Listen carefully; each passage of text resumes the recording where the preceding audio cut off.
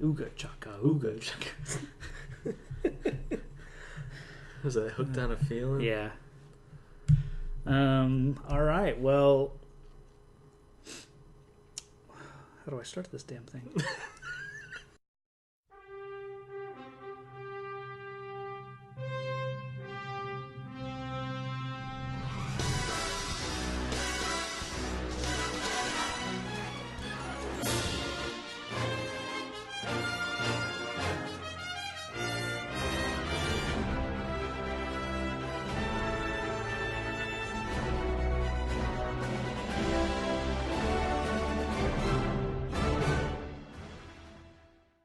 Greetings, citizens, and welcome to another Real Comic Heroes podcast. I'm Travis. And I'm Patrick. This episode, we're going to keep it a little short and talk about some trailers for upcoming movies. Yeah, first I have to watch them because I'm not as hip and up to date with trailers as Travis is. Yeah, that's okay. You got a kid. Yeah. If you want to know about Frozen, I'm your man. Coming soon this winter. Frozen cast. Podcast, Patrick's one-man Frozen review. Oh, yeah. Chick has some issues. She freezes stuff. Her sister tells her to knock it off. You're welcome. I just saved you an hour of your life. All right. Specifically, we are going to watch the new Spectre trailer for the new James Bond movie that comes out in a few weeks. I know what you're saying. I've been waiting for another James Bond movie. You're welcome. A new James Bond movie. Yeah. That'll be interesting. I haven't seen it yet, so we're going to watch it and get my slow ass caught up to all the new things. And then after that, we'll watch the new Force Awakens trailer for Star Wars, and which you haven't watched that either? I've seen an earlier trailer where it shows like Luke's robot claw and Chewie and Han saying they're home. Okay. That's so I guess that's the one before. Teaser, yeah. Okay. This is like the full 2-minute, official trailer. It's probably the last one we'll get. When's that come out? Is it... December 18th. Okay, I thought it was around Christmas. Yeah. And then the Spectre comes out November 6th. So. Oh, wow, that quick? Yeah, Jeez. It's like just 2 weeks away. Maybe less than that. I haven't seen the trailer then on TV. Well, I guess I don't watch TV much. I watch Netflix and Hulu. So. Same here. Yeah, I tend to ignore all the TV spots because it's generally just the same stuff from the trailers, just cut down to 30 seconds or whatever. Okay, so we'll take a look at those and be back soon. Yeah. Peace, bitches. Woo! There are stories about what happened. It's true. All of it.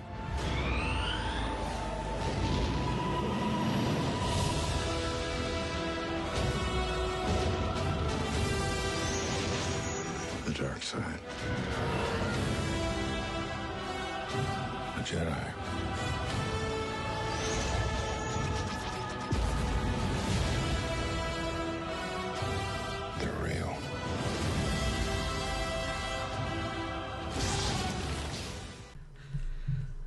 All right, we are back.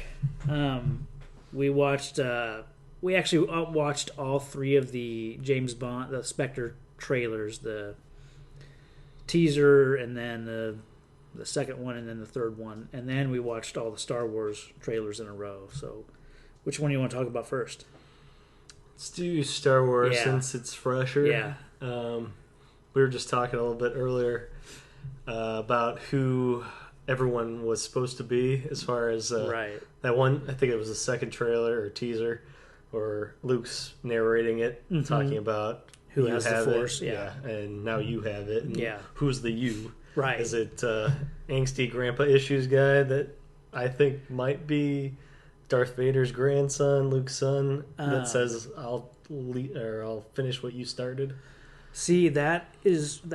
Apparently, that's the voice of a character named Kylo Ren. He's the guy with the red lightsaber, and we don't know who he is. With the guard that comes out. Yes. Yeah. Okay. Yeah, the only red lightsaber we see. Okay.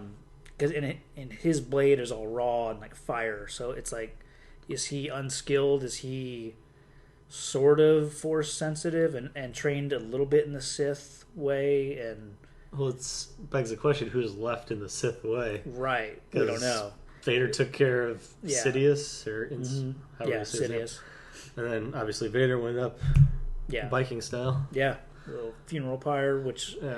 So I think the theory is that Kylo Ren is kind of on his own, and he's in the part of the Knights of Ren, which is, I think, a group of sycophants that are obsessed with Darth Vader, which is why he, probably went and found his mask, and is kind of like talking to it.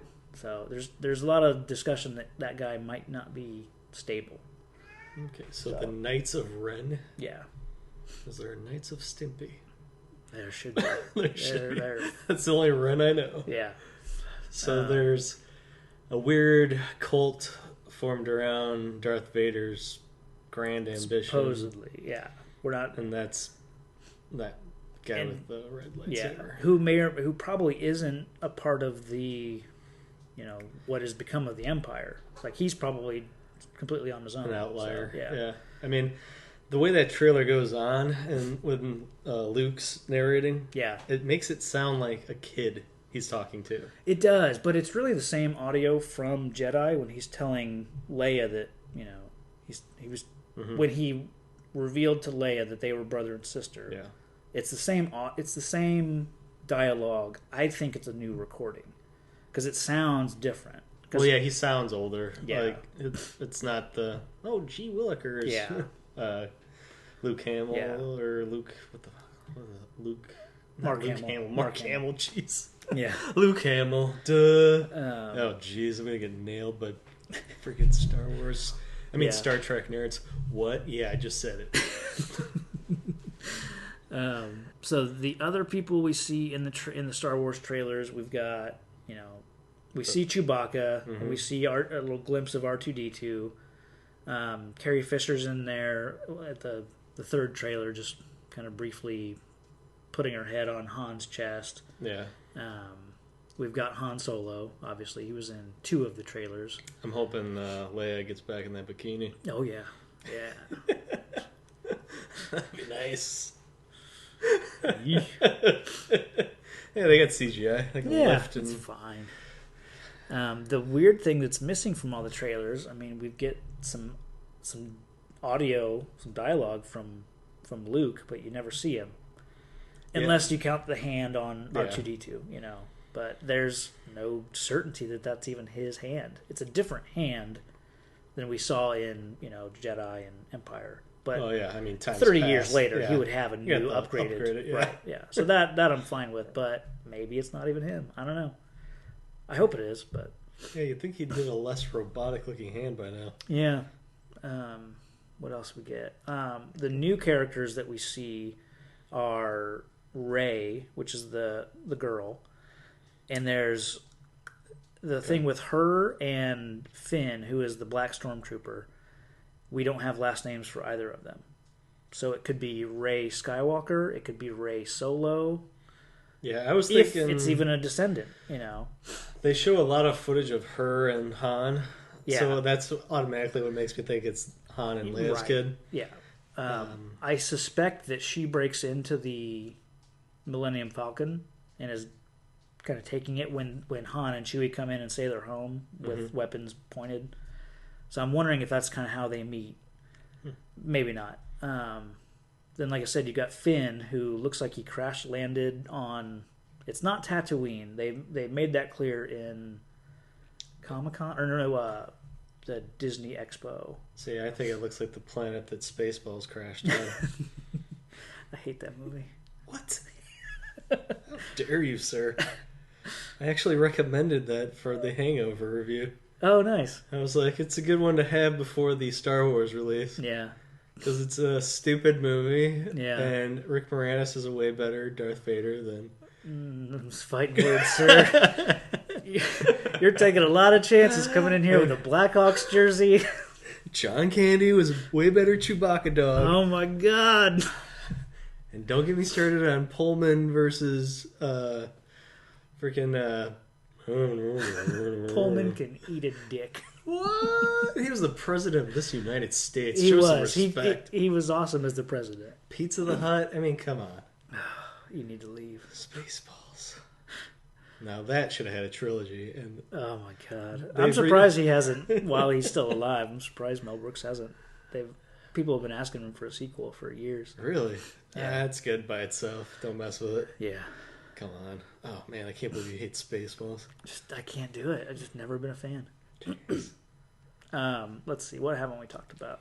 There's one other character. You don't see him a lot in the trailers. He's the one. Poe Dameron is the one piloting the X-wings, and he was like walked past Finn, and he did the arm nudge as they were like preparing for battle in the in the third. So that's is he a descendant of somebody? Well, actually, if you read the new comics, his parents are introduced in the comics, so he has no lineage to Han, Luke, Leia. So the main, yeah. So, but we were talking about before we started recording. I guess Finn with the lightsaber, and whether that was he force sensitive? Anakin's, yeah. The theories are that the lightsaber itself is Anakin's original lightsaber that was passed down to Luke via Obi-Wan, that Luke lost when his hand got cut off in Empire. So that's the theory, that it's the same lightsaber, that somebody somehow found it from wherever it fell. They fall into a giant pit in the spaceship that theoretically should have had some kind of. I mean, is that where they were in Cloud City? Oh, that's right. It wasn't in the Death Star. I was thinking of Sidious, who fell into that pit. I was thinking it was the same freaking thing. Different pit. I haven't watched the original trilogy in a while, probably like at least 5 years or so. Oh, okay. So yeah, for some reason I tied the two locations together because there's pits involved or falling involved. I don't know. It doesn't help that when Luke and Vader had that big battle in Empire, the scenery looks like they're on the Death Star. Like they look the same. Kind of. But let's see what else. There's no C-3PO in any of the trailers or any of maybe in some of the promotional art. But I never liked that dude. I didn't either. But in the images promotional images, he has like a red arm. Like so, he's been upgraded or worked on or had to scavenge new pieces and parts from somewhere. I saw a giant robot in the last trailer walk past. Yeah. And I don't know, it looked like it was, for some reason, the look of it reminded me of the Rebel fleet with like the colors and stuff on I don't know if it was like recycled ships or something. I think there's a lot of that. Especially where Rey lives. She lives on Jakku, which is that other desert planet that looks like Tatooine. But I think she's like a scavenger. That's it looked like it was scavenged from like maybe starfighters or something. Just, I don't know. I had that look. Yeah. Don't you look at me, cat. It's my sweet kitty. The thing is, with the 3 trailers that they have for Star Wars, there's no clear idea of what the story is. In some form, the Empire is still around, and they're and they're being led by a guy named General Hux, which we didn't really see much of, in the trailer. And then there's Captain Phasma. She was the Chrome Stormtrooper. Oh, okay. And that's the is that the girl from Game of Thrones? Yeah, the tall Gwendolyn Christie. Yeah. What's her name? What's her name in Game of Thrones? Hughie McBadass? Yeah, that's right. I'm pretty sure that's it. Yeah. The McBadass clan. I don't know. I just think she's awesome in that. Yeah. In Game of Thrones. She is. She's like it's like a nice mold breaker. Yeah. And that's what I like with her in Star Wars. She's she's a captain of some kind in the not clone army, but in the Stormtrooper, ranks. So, and the title, The Force Awakens. Yeah. When I first heard that, I thought it was going to be somewhat of Luke mentoring a new generation, or the Dark Force awakens and forces Luke to start teaching others, or something along those lines. Yeah, because the Force could go either way. Right, the Force is just the Force, and then there's light side or the dark side, I mean, do they both awaken at the same time, one or the other? Because, I mean, maybe if he's as strong as Yoda, he should sense a building of the dark side. Well, and if there's supposed to be balance for both sides, if Luke has been, for the last 30 years, been getting stronger, then that must mean that someone on the dark side is getting stronger. Yeah. So there's maybe his equal somewhere. Maybe that's Kylo Ren, even though he's untrained, but it's just raw power and raw hate kind of thing. So I don't know. We're not sure what Luke's been up to. There's one theory I like that I've heard is that he's going to come into the movie kind of at the tail end having, a bunch of new Jedi recruits that he's been like a little army of new young Jedi kind of thing. So it wouldn't be the ponytailed Padawans. It would be some of that maybe. Knights. So who knows? We'll find out in December. I don't know. There's much else to really talk about. We could talk about Star Wars for a long time, I'm sure. Or Spaceballs.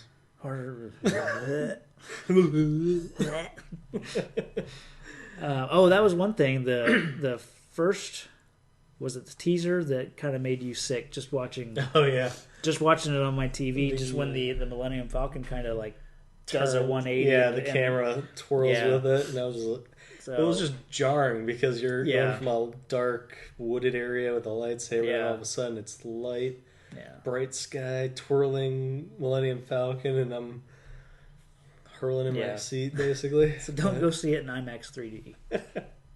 Well, hopefully there's not a lot of that kind of shot, like where it's following move for move, because I mean, that's right up there with shaky cam that I can't. I just get a headache after a while. Yeah. So, but I doubt they're. Hopefully the battle scenes don't have too much of that. Yeah. Because it looked like there were some decent side shots with the starfighters going over the water. Yeah, those new X-wings look pretty badass. They've got more blue, because the original ones had orange and red accents all over them, but these have a lot of blue and kind of the same general shape, but they're slightly different. They're pretty sweet. The X-wings are in there as well. They're slightly different as well. Probably, as you would expect, there's 30 years of design evolution and little changes, but so yeah. So then we got move on to Spectre.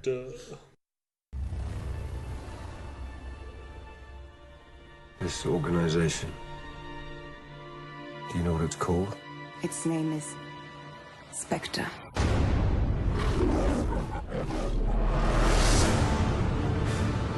Look around you, James. Everything you believed in, a ruin.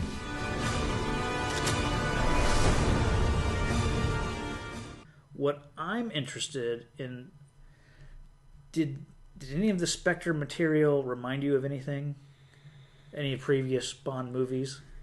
Well, we were saying I didn't know if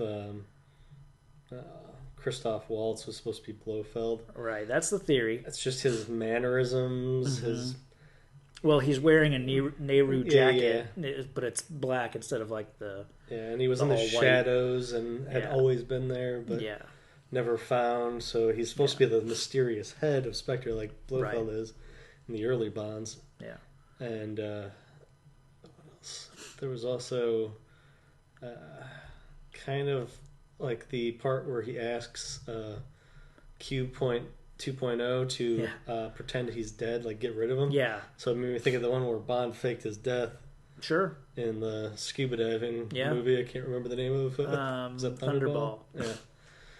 So those two things kind of made me think back to the older Bonds we've watched already. Okay. The reason I ask is that there's a lot of similarity to On Her Majesty's Secret Service.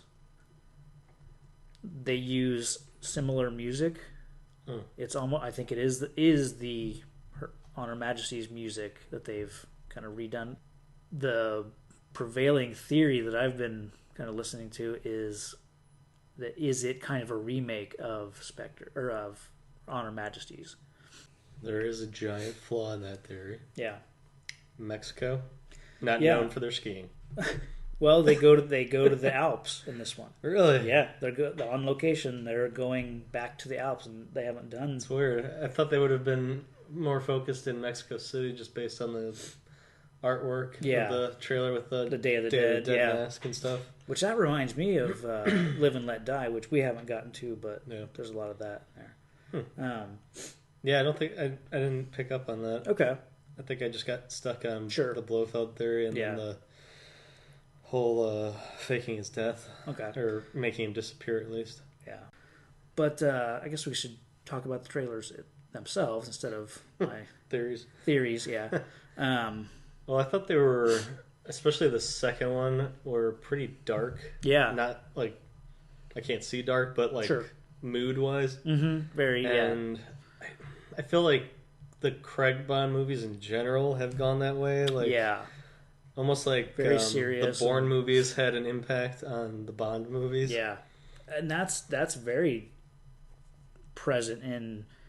You watch Casino Royale, and the fight scenes are very much like Bourne fight scenes, and I just don't feel like he's as jovial as Connery was with like the womanizing. Yeah, he's more of a get down to business kind of Bond. Yeah, and he's always been.